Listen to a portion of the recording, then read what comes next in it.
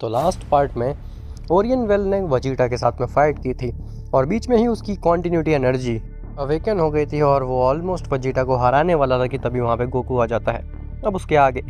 लेकिन उससे पहले तुम वीडियो को लाइक करो और अगर तुम्हें ऐसी ही स्टोरीज और मूवीज़ देखना पसंद है तो चैनल को भी सब्सक्राइब कर देना ताकि आगे आने वाले वीडियोस तुम सबसे पहले मिल सकें।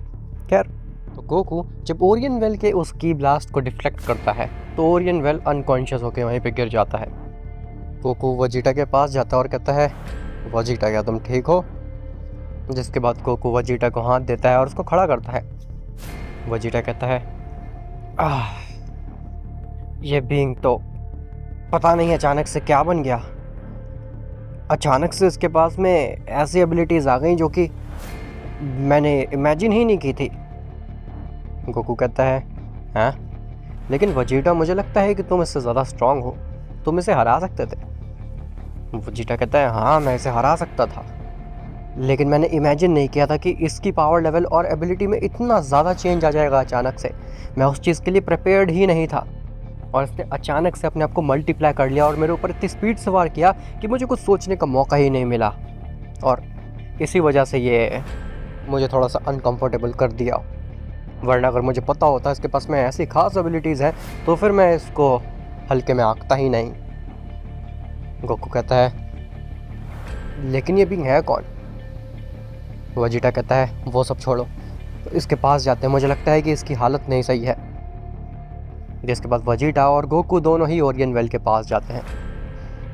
ओरियन वेल अपनी आंखें खोलता है धीरे से और जब वो गोकू वजीटा की तरफ देखता है तो वो बहुत डर सा जाता है और वो पीछे हो जाता है। गोकू कहता है, अरे हमसे घबराने की कोई ज़रूरत नहीं है, हम तुम्हें ख़त्म नहीं करने वाले। तुमने काफ़ी अच्छी फ़ाइट की, तुमने वजीटा को ऑलमोस्ट ऑफ गार्ड पकड़ ही लिया था और मैंने ये चीज़ बिल्कुल एक्सपेक्ट नहीं की थी। ओरियन वेल कहता है, लेकिन तुम्हें कैसे पता चला कि हम फाइट कर रहे हैं और तुम यहाँ पे कैसे आए? गोकू कहता है, मैं एक बार अपने दिमाग पे शक कर सकता हूँ, लेकिन मेरी इंस्टिंक्ट्स कभी झूठी नहीं होती। मैंने की सेंस किया और मुझे समझ में आ गया था कि वजीटा किसी से फाइट कर रहा है, तो मैं देखने के लिए आ गया कि आखिर किसके साथ में ट्रेनिंग चल रही है वजीटा की। खैर, क्या तुम मुझे अपने बारे में एक्सप्लेन करोगे या फिर ये भी वजीटा को ही करना पड़ेगा? ओरियन वेल सब कुछ एक्सप्लेन करता है कि वो कहाँ से आया है, क्यों आया, उसका पर्पस क्या है। जिसके बाद में ओरियन वेल कहता है कि फ़िलहाल मुझे यहाँ से जाना चाहिए, मुझे नहीं लगता है कि ये सही जगह है मेरे रहने की। गोकू कहता है, अगर तुम चाहो तो तुम मेरे यहाँ रुक सकते हो, इवन कैप्सूल कॉर्प में भी रुक सकते हो, वजीटा को कोई इशू नहीं होगा इससे। है वजीटा? वजीटा एक स्माइल देता और कहता है, मुझे क्या प्रॉब्लम होगी क्या करॉट, इवन मुझे तो एक साथी मिल जाएगा ट्रेनिंग करने के लिए। अब ओरियन वेल के ऊपर है कि क्या वो रोज़ मुझसे पिटना चाहेगा तो फिर वो कैप्सूल कॉर्प में रह सकता है। ओरियन वेल कहता है, शुक्रिया शुक्रिया मुझे इनवाइट करने के लिए, अपने प्लेनेट पे जगह देने के लिए, लेकिन मुझे अपने यूनिवर्स में जाना होगा। मैं डिस्ट्रॉयर से केवल कुछ समय की मुहूर्त लेकर के ही आया था, मैं ज़्यादा देर नहीं रुक सकता यहाँ पे। ऐसा बोल करके ओरियन वेल वहाँ से गायब हो जाता है। गोकू कंफ्यूज हो जाता है। गोकू कहता है, हाँ ये क्या हुआ, ये गायब हो गया? क्या मतलब ये मल्टीवर्स लेवल पे ट्रैवल कर सकता है, वो भी बिना एंजल की मदद के या फिर डिस्ट्रॉयर की मदद के? वजीटा कहता है, यही चीज़ मुझे भी नहीं समझ में आ रही है, क्योंकि जब ओरियन वेल से मेरी पहली बार मुलाकात हुई थी तो ये कह रहा था कि इसे यहाँ पे एंजल छोड़ के गई है, लेकिन ये वापस तो खुद ही चला गया। मुझे लग रहा है दाल में कुछ काला है, ये कुछ तो हमसे छुपा रहा था। गोकू कहता है, हाँ छुपा तो रहा था, लेकिन क्या, वो हम दोनों ही नहीं जानते। खैर, अगर तुम चाहते हो या फ्री हो तो मैं तुमसे फाइट कर सकता हूँ, मैं रेडी हूँ तुमसे फाइट करने के लिए। वो जीटा कहता है, नहीं नहीं, मेरी कोई इच्छा नहीं थी फाइट करने की, मैं तो बस इसे दिखाना चाहता था कि सेंस कितने पावरफुल होते हैं। तुमसे बाद में कभी फाइट करूँगा लॉर्ड बीरस के प्लेनेट पे, जब फ्री होऊंगा मैं। ऐसा बोल करके वजीटा वहाँ से चला जाता है। जब वजीटा वहाँ से जाता है और गोकू आसमान में देखता है तो उसे फिर से वही शैडोई फिगर दिखाई देती है। गोकू कहता है, आह, तुम फिर से आओ, बताओ मुझे क्या बताना है कॉन्टिन्यूटी एनर्जी के बारे में और सेयन एनर्जी के बारे में। वो शैडोई फिगर गोकू के नज़दीक आता है और एक फीमेल का रूप लेता है दोबारा से।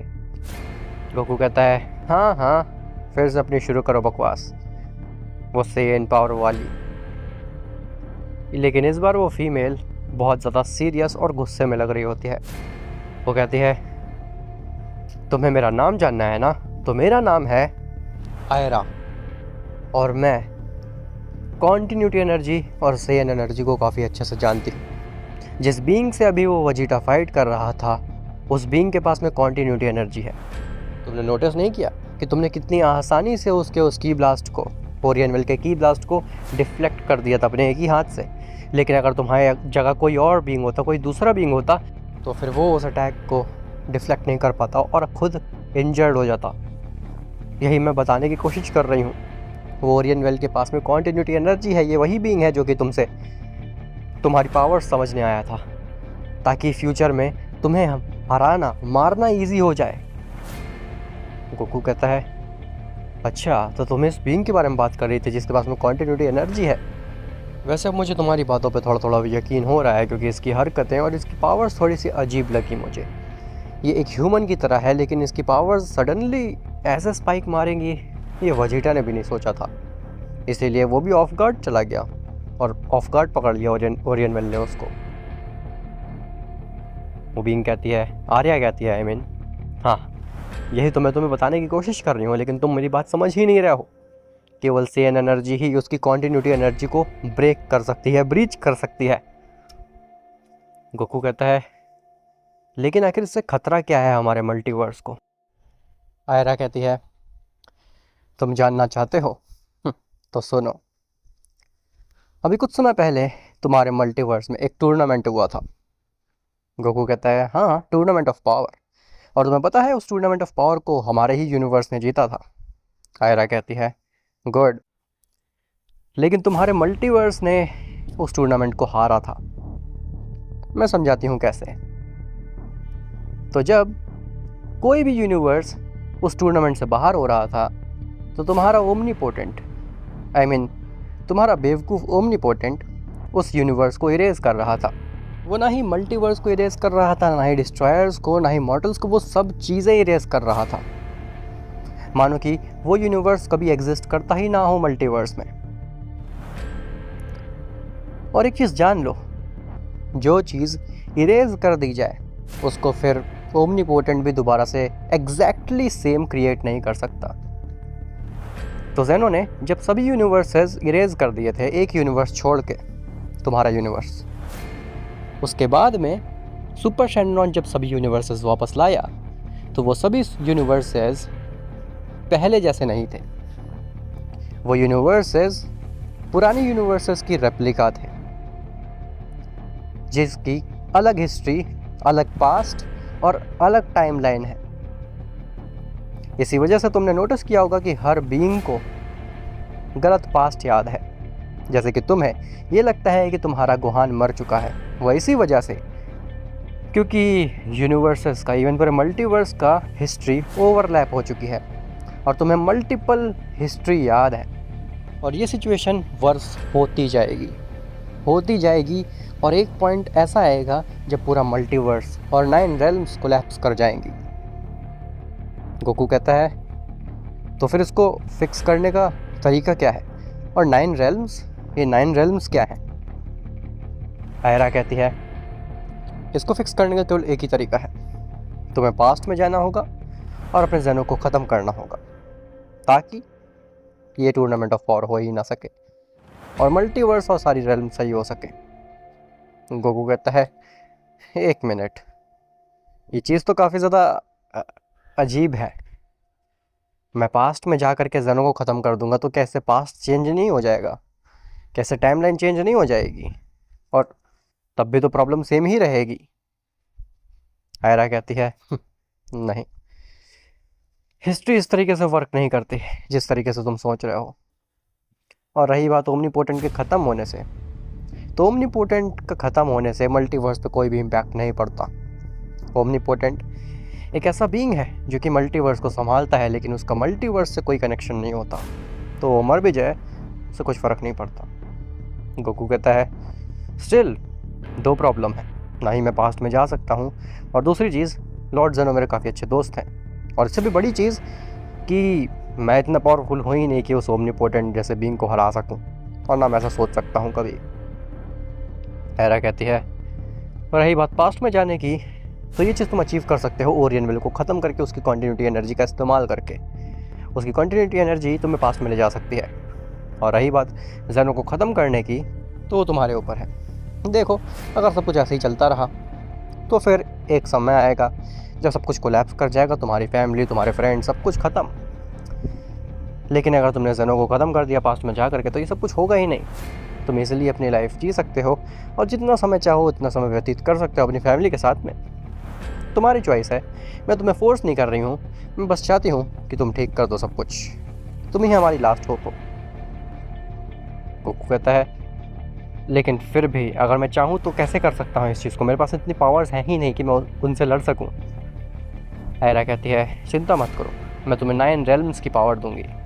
मैं 9 रेल्म्स से आई हूँ 9 रेल्म्स को बचाने के लिए, क्योंकि वो ओरियन वेल अब अपने उस पाथ पे चल चुका है जहाँ पे उसके सामने जो भी आएगा अपनी फैमिली को बचाने के लिए, वो सब कुछ तहस नहस कर देगा।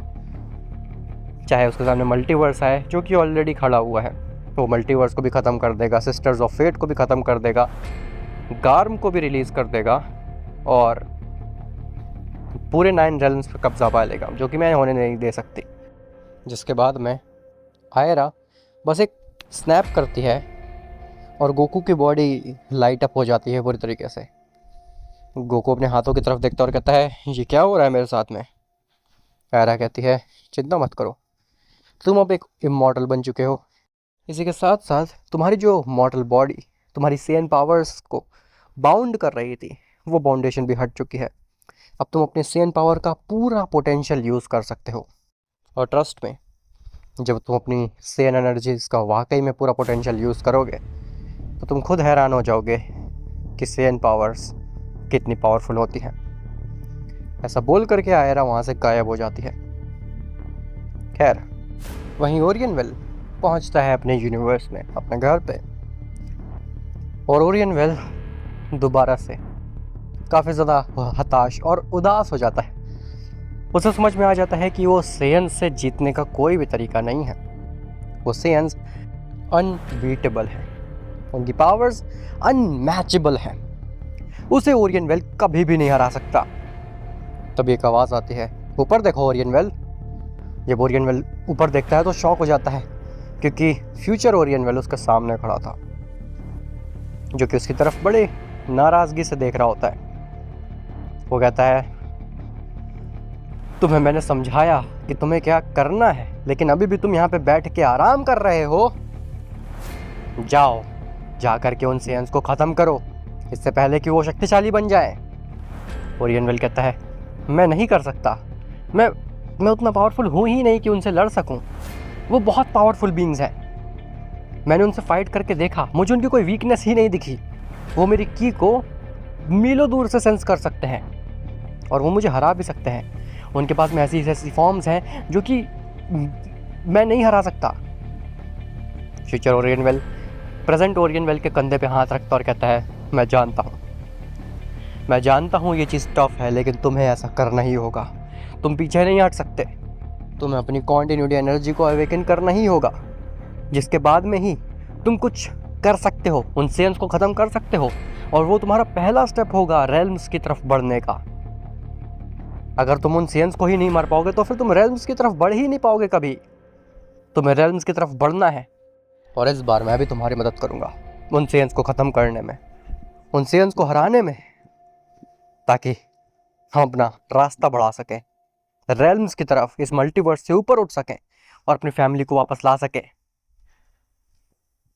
ओरियन वेल कहता है ठीक है, अगर तुम कहते हो तो मुझे विश्वास है खुद पे, मैं करूँगा, उन सेंस को ख़त्म करूँगा और अपनी फैमिली को वापस लाऊंगा।